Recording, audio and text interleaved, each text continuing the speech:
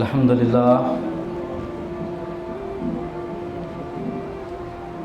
لله الذي لم يتخذ ولدا ولم يكن له شريك في الملك ولم يكن له ولي من الذل وكبره تكبيرا. اللهم صل على محمد وعلى آل محمد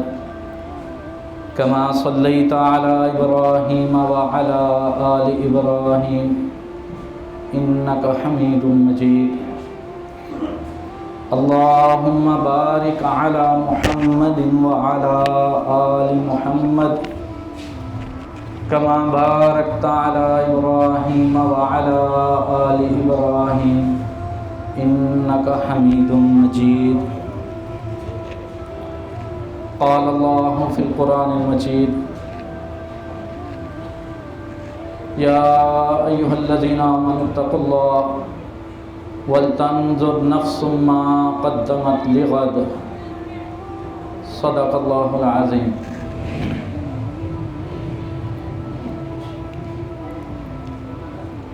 ساری کائنات کا اللہ رب العالمین خالق ہے. بے شمار لا تعداد مخلوقات کو اللہ نے پیدا کیا. خشکی کی مخلوق ہو یا پانی کی، پہاڑ ہوں یا سمندر، ہر چیز کا اللہ اکیلا ہی خالق ہے، اللہ اکیلا ہی مالک ہے. پھر تمام مخلوقات میں سے اللہ نے جو سب سے افضل، بہتر اور اعلیٰ مخلوق پیدا کی وہ انسان. لقد خلقنا الانسان فی احسن تقویم. بے شمار نعمتوں سے نوازا اللہ رب العالمین نے. اگر ہم اللہ رب العالمین کی طرف سے دی گئی نعمتوں کو شمار کرنا شروع کر دیں، گننا شروع کر دیں، تو اللہ کی طرف سے دی گئی زندگی تو ختم ہو سکتی ہے، لیکن اللہ کی طرف سے دی گئی نعمتوں کا شمار نہیں ہو سکتا. اللہ رب العالمین خود فرماتے ہیں کہ اگر تم ان نعمتوں کو شمار کرنا چاہو بھی تو تم ان کو شمار نہیں کر سکتے. بے شمار نعمتیں، لیکن ان نعمتوں میں سے سب سے بڑی نعمت، جتنی نعمتیں اللہ نے انسانوں کو عطا کی ہیں وہ ساری نعمتیں ایک پلڑے میں رکھ دی جائیں تو صرف ایک نعمت جس کا نام ہدایت ہے وہ دوسرے پلڑے میں رکھ دی جائے تو ہدایت کا مقابلہ کوئی نعمت نہیں کر سکتی. جس کو اللہ رب العالمین ہدایت عطا کرتے ہیں، اس سے بڑی اور نعمت کوئی نہیں ہے. الحمدللہ الذی لم یتخذ ولدا ولم یکن لہ شریک فی الملک ولم یکن لہ ولی من الذل وکبرہ تکبیرا. تمام تعریفات اللہ کی، تمام بڑائیاں اللہ کی. اللہ رب العالمین ہی ہر تعریف کے لائق ہے کہ جس نے ہمیں زندگی عطا کی، زندگی میں ہمیں نعمتیں عطا کی، اور نعمتوں میں سے سب سے بڑی نعمت ہمیں ہدایت عطا کی. اور جو اس نعمت سے محروم ہو گیا، جو ہدایت سے محروم ہو جائے، وَمَن يُضْلِلْهُ فَلَا هَادِيَ لَهُ، جو اس نعمت سے، ہدایت سے محروم ہو جائے، پھر وہ گمراہی کے ایسے اندھیروں میں جا پہنچ جاتا ہے کہ جہاں پر کبھی بھی اسے ہدایت کی روشنی نظر نہیں آتی. لہذا سب سے پہلے ہر وقت، ہر لمحہ، ہر روز اللہ رب العالمین کی اس نعمت پر شکر ادا کیا کرو کہ اللہ نے ہم کو اسلام جیسی بہترین نعمت عطا کی. اربوں خربوں انسان ہیں اس وقت دنیا میں. کیا سارے کے سارے انسان جبکہ پیدا اللہ نے کیے ہیں، اللہ کی تمام نعمتوں کو استعمال کر رہے ہیں؟ اللہ کی تمام نعمتیں سب انسانوں کے لیے یکسر ہیں، لیکن کیا ہدایت والی، اسلام والی، دین والی نعمت سب کو میسر آئی ہے؟ نہیں ہے. یہ اللہ رب العالمین کا مجھ پر، آپ پر، ہم سب پر یہ احسان ہے کہ اللہ نے ہمیں ہدایت عطا کی۔ ہدایت کے دو ماخذ ہیں، تمام انسانوں کو ہدایت جو ملتی ہے اس کے صرف دو ماخذ ہیں جہاں سے ہدایت ملتی ہے، ایک اللہ کا کلام قرآن ہے، دوسرا رسول اللہ صلی اللہ علیہ وسلم کا فرمان ہے۔ ان دو کے علاوہ کہیں سے ہدایت نہیں مل سکتی، کہیں سے رہنمائی نہیں مل سکتی، وہ رہنمائی جو انسان کو دنیا کے ان اندھیروں سے نکال کر جنت کی روشنی کی طرف لے کر جائے۔ اگر جنت جانا چاہتے ہو، ہدایت حاصل کرنا چاہتے ہو، اس پر قائم رہنا چاہتے ہو، تو پھر یہ جو دو ماخذ ہیں ان کے ساتھ اپنا تعلق مضبوط بنانا ہوگا، جیسا کہ سید الاولین والآخرین امام اعظم محمد الرسول اللہ صلی اللہ علیہ وسلم فرماتے ہیں، لوگوں میں تمہیں دو چیزیں دے کر جا رہا ہوں، ترکت فیکم امرین، صرف دو چیزیں دے کر جا رہا ہوں، لن تضلوا ما تمسکتم بہما، اگر تم نے ان دونوں چیزوں کے ساتھ اپنا تعلق مضبوط کر لیا، اگر رشتہ مضبوط کر لیا، اگر ان دو چیزوں کے ساتھ تم جڑ گئے، تمہارا ناطہ اور رابطہ مضبوط ہو گیا، تو میں محمد صلی اللہ علیہ وسلم تم کو اس بات کی گارنٹی ضمانت دیتا ہوں، تم کو پھر کوئی گمراہ نہیں کر سکتا۔ صرف دو چیزیں، کتاب اللہ و سنتی، ایک اللہ کا کلام قرآن مجید ہے، دوسرا محمد الرسول اللہ صلی اللہ علیہ وسلم کی سنت ہے، آپ صلی اللہ علیہ وسلم کا طریقہ ہے، آپ صلی اللہ علیہ وسلم کی طرز زندگی ہے۔ اب ان میں سے ایک قرآن مجید ہے، اور قرآن مجید کی ایک آیت کا ایک حصہ میں نے آپ کے سامنے تلاوت کی ہے کہ اے لوگو، یا ایھا الذین آمنوا اتقوا اللہ، اے لوگو اللہ سے ڈر جاؤ، ولتنظر نفس ما قدمت لغد، اللہ سے ڈرو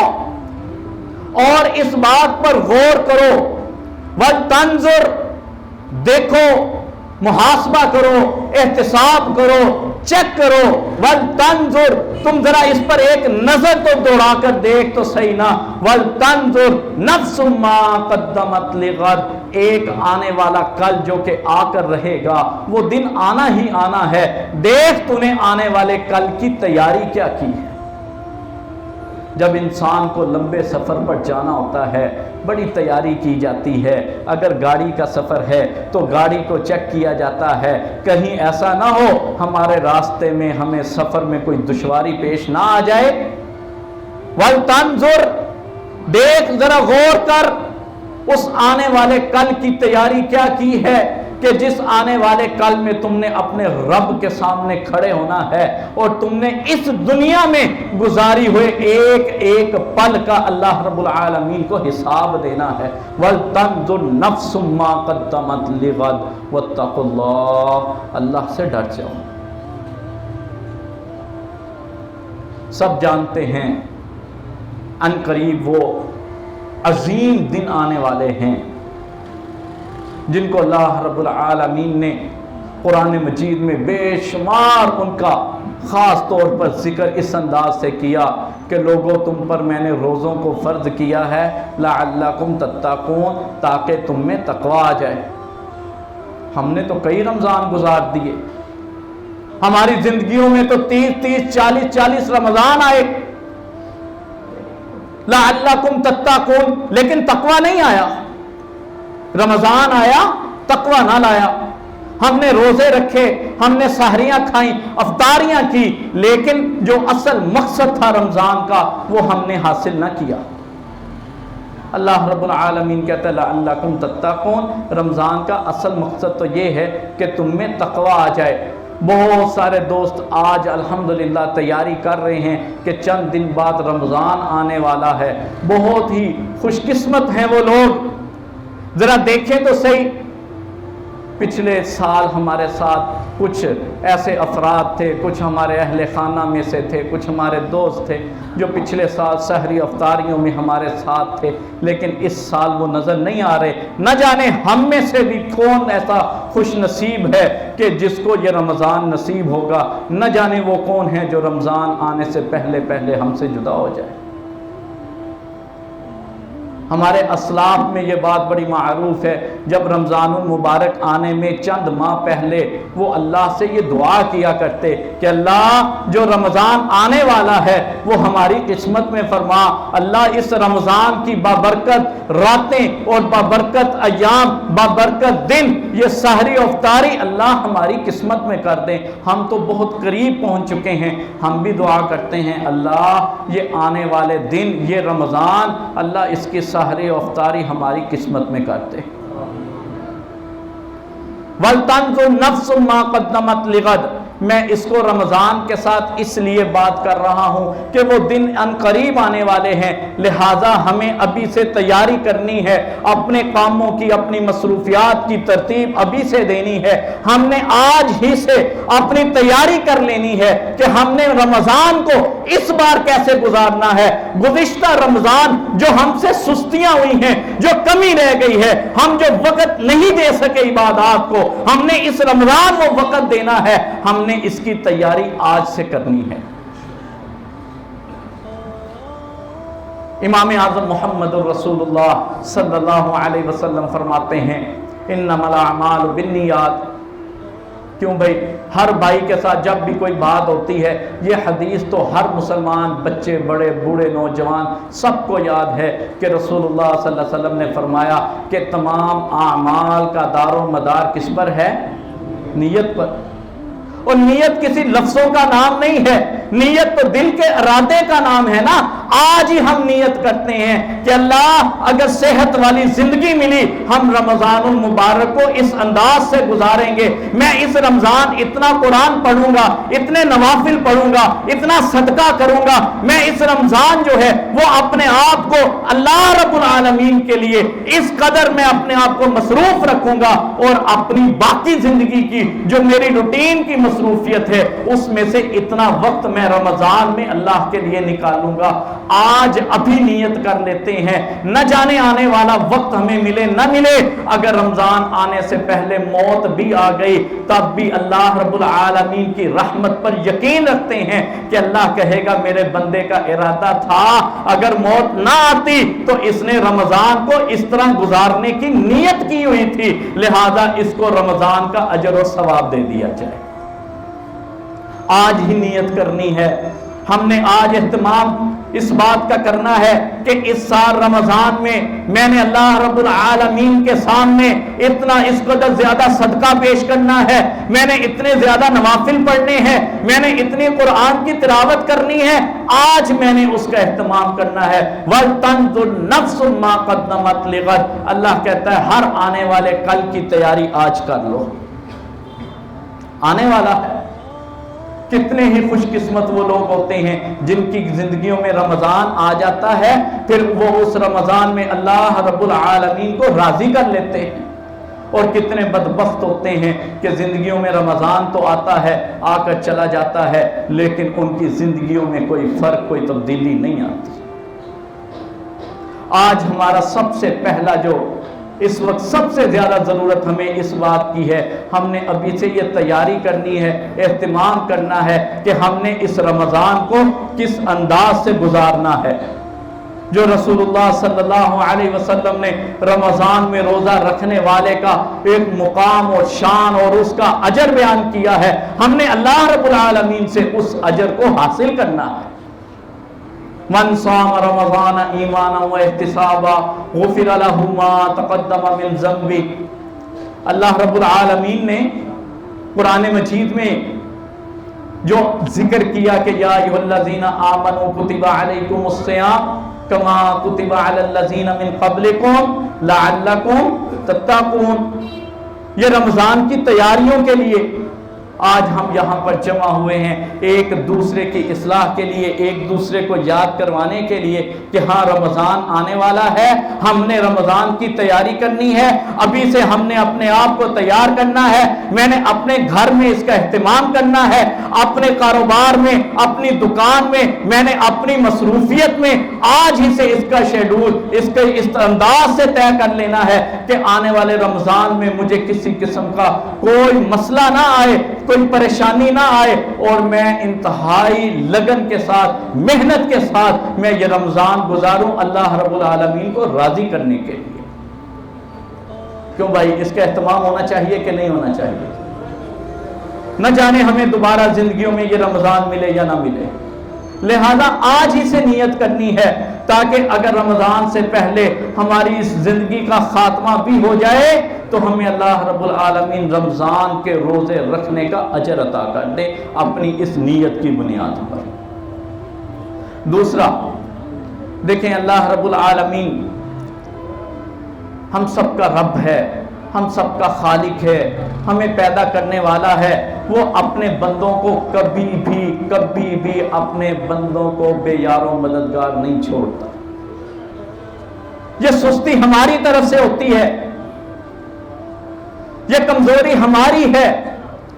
کہ جب ہم پر کوئی دکھوں کے سائے آتے ہیں، کوئی پریشانیوں کے بادل آتے ہیں، تو انسان یقینی طور پر کوئی ایسا در ڈھونڈتا ہے، کوئی ایسا گھر ڈھونڈتا ہے، کوئی ایسی روشنی ڈھونڈتا ہے جہاں سے اس کو امید کی کرن نظر آتی ہے، جہاں سے اس کو کوئی تسلی ملتی ہے، جہاں سے اس کو کوئی سکون اور راحت ملتا ہے۔ اور یقین جانیے پوری کائنات میں صرف ایک ذات ایسی ہے، ایک ہستی ایسی ہے کہ ایک در ایسا ہے کہ جس کی طرف ہم جائیں تو ہمیں وہاں سے اپنے دکھوں کا مداوا ملتا ہے، ہمیں ہمارے پریشانیوں سے نکلنے کا، دکھوں سے نکلنے کا، ہمیں بیماریوں سے شفا کی طرف جانے کا راستہ ملتا ہے۔ وہ در صرف اور صرف ایک اللہ کا در ہے، وہ ذات صرف ایک اللہ ہے جو کہ اس بات کا اعلان کرتی ہے اجیب دعوت الداعی اذا دعان۔ دیکھ، جب بھی تمہیں کوئی تکلیف آئے، جب کوئی پریشانی آئے، جب کوئی دکھ آئے، جب کوئی تمہارے اوپر خوف کے بادل منڈلا رہے ہوں تو تو اپنے رب کی طرف رجوع کر۔ تیرا رب انتظار کرتا ہے کہ میرا بندہ مجھے پکارے، میرا بندہ میری طرف آئے، میں اس کی پکار کو سن لوں، میرا بندہ مجھ سے دعا کرے، میں اس کی دعا کو قبول کروں۔ اجیب دعوت الداعی اذا دعان، جب بھی بندہ اپنے رب کو پکارتا ہے اللہ رب العالمین اس کی دعاؤں کو سنتا ہے۔ یہ اللہ رب العالمین کا حق ہے، اللہ کے بندوں پر فرض ہے کہ جب بھی تمہیں کوئی تکلیف، کوئی بیماری، کوئی دکھ ملے، فوراً اللہ رب العالمین کے ساتھ رابطہ کرو، فوراً اس کے سامنے جھک جاؤ، اپنی جھولیوں کو پھیلا دو، اپنی جبین کو جھکا دو۔ سیدنا یونس علیہ السلام کا ذکر اللہ رب العالمین نے کیا قرآن مجید میں۔ جب کوئی اور روشنی نظر نہ آئی، جب اندھیرے تھے، رات کی تاریکی کا اندھیرا، سمندر کے پانیوں کا اندھیرا، مچھلی کے پیٹ کا اندھیرا، تو ایسے اندھیروں کے اندر سیدنا یونس علیہ السلام نے اگر پکارا تو کس کو پکارا؟ فنادا فی الظلمات اللہ الہ الا انت سبحانک، آگے کیا ہے؟ انی کنت من الظالمین۔ اللہ میں پریشانیوں میں، دکھوں میں گر چکا، کوئی راستہ نظر نہیں آ رہا، اندھیرے ہی اندھیرے ہیں، لیکن ایسی حالت میں بھی جب نکلنے کا کوئی نظر نہ آئے تب بھی اللہ رب العالمین نے سیدنا یونس علیہ السلام کی اس دعا کو قبول کیا، اور قیامت تک کے مومنین کے لیے اللہ نے فرما دیا وَكَذَلِكَ نُنْجِي الْمُؤْمِنِينَ۔ اگر آج بھی کوئی اپنے دکھ میں، تکلیف میں، پریشانی میں اللہ کو اس انداز سے، اس نیت کے ساتھ دعا کرے، اس نیت کے ساتھ اللہ کو پکارے، اس عقیدے کے ساتھ کہ اللہ کے سوا کوئی دعا سننے والا نہیں ہے، اللہ کے سوا کوئی دعا قبول کرنے والا نہیں ہے، اللہ کے سوا کوئی اختیارات والا نہیں ہے، ایک اللہ قادر اور قدیر ہے۔ لا الہ الا انت سبحانک انی کنت من الظالمین۔ جب آج بھی کوئی اس عقیدے کے ساتھ سیدنا یونس علیہ السلام کی طرح اللہ کو پکارے، اللہ کے آگے ہاتھوں کو اٹھا کر کہے اللہ میں بے بس ہوں، اللہ تو قادر قدیر ہے، میرے پاس کوئی حل نہیں ہے، اللہ تمام مشکلات کو حل کرنے والا مشکل کشا تو ہے، اللہ حاجت روا تو ہے، اے اللہ میری ڈوبی ہوئی اس کشتی کو پار لگانے والا قادر قدیر میرا دستگیر اللہ صرف اور صرف تو ہے۔ اللہ کہتا ہے وَكَذَلِكَ نُنْجِ الْمُؤْمِنِينَ، آج بھی کوئی اس طرح مجھ کو پکارے میں اس کی پکار کو سنوں گا، جس طرح یونس کو نجات دی اس طرح تم کو نجات دوں گا۔ ہم نے اپنی دعاؤں کا اہتمام کرنا ہے۔ دعا انسان کے عقیدہ توحید کو مضبوط بنانے میں بڑا اہم کردار ادا کرتی ہے، یہ یاد رکھیے گا۔ دعا کے اندر ہمارے عقائد مضبوط ہوتے ہیں،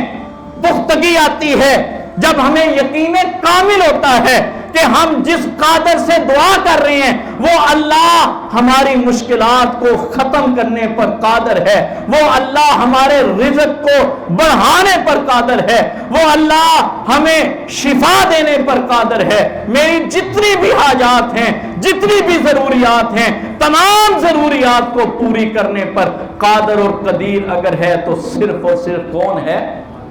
اللہ۔ ہاں اس کے ساتھ ساتھ ہمیں اللہ رب العالمین کے اسماء الحسنہ کا بھی علم ہونا چاہیے۔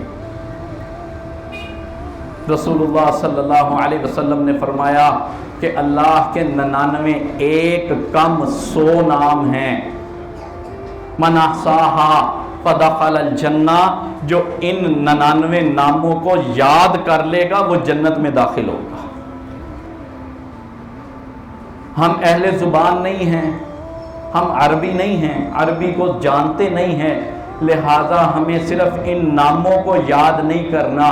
بلکہ ہمیں اللہ رب العالمین کے ان 99 ناموں کا معنی بھی یاد کرنا ہے، مفہوم بھی یاد کرنا ہے۔ جب ہم اللہ رب العالمین کے ناموں کو یاد کریں گے اور ہمیں پتہ ہوگا کہ ہمارا رب کن صفات کا حامل ہے، کن صفات کا مالک ہے، اللہ رب العالمین کے صفاتی نام جب ہمیں یاد ہوں گے پھر ہم ان صفاتی ناموں کو لے لے کر اللہ کے سامنے دعائیں کریں گے۔ رسول اللہ صلی اللہ علیہ وسلم اکثر دعاؤں میں اللہ رب العالمین کے صفاتی ناموں کا ذکر کیا کرتے ہیں۔ ہمیں ان ناموں کا یاد ہونا بہت ضروری ہے۔ جب ہمیں اللہ کے نام یاد ہوں گے تب ہمارا عقیدہ مزید مضبوط ہو جائے گا کہ اللہ کے سوا کوئی دستگیر نہیں، اللہ کے سوا کوئی قادر نہیں، اللہ کے سوا کوئی قدیر نہیں، اللہ کے سوا کوئی شفا دینے والا نہیں، اللہ کے سوا کوئی رازق رزاق نہیں ہے، اللہ رب العالمین کے سوا زندگی اور موت کا مالک کوئی نہیں ہے۔ یہ بہت ضرورت ہے گھر کے ہر فرد کو، نوجوان کو، بچے کو، عورت کو، بیٹی کو، بیوی کو، ماں کو، بہن کو،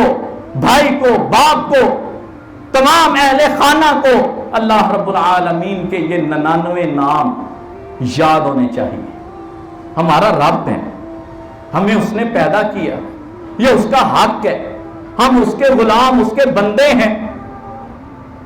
ہم اس کے کنٹرول میں ہیں، جب چاہے وہ ہمیں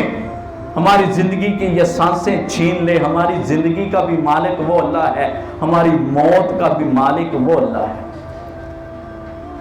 لہذا ہم پر یہ فرض ہے کہ ہم اللہ رب العالمین کے ان ناموں کو یاد کریں، ان ناموں کے معنی کو یاد کریں، پھر ان ناموں کو لے لے کر ہم اللہ سے دعائیں کریں پھر دیکھیے گا جب آپ اس نیت کے ساتھ کہ آپ اس ارادے کے ساتھ اور یہ عمل کرتے ہیں، یہ دعا کرتے ہیں، اور آپ کو معلوم ہے کہ میں جس رب کے سامنے اپنے ہاتھوں کو اٹھا رہا ہوں، اپنی جھولی کو پھیلا رہا ہوں، اپنی جبین کو جھکا رہا ہوں، میرا وہ رب میری دعا کو کبھی رائیگا نہیں جانے دے گا، میرا رب میری دعا ضرور قبول کرے گا۔ جب اس ایمان اور یقین کے ساتھ آپ دعا کریں گے تو اللہ آپ کی ہر دعا کو ضرور قبول کرے گا۔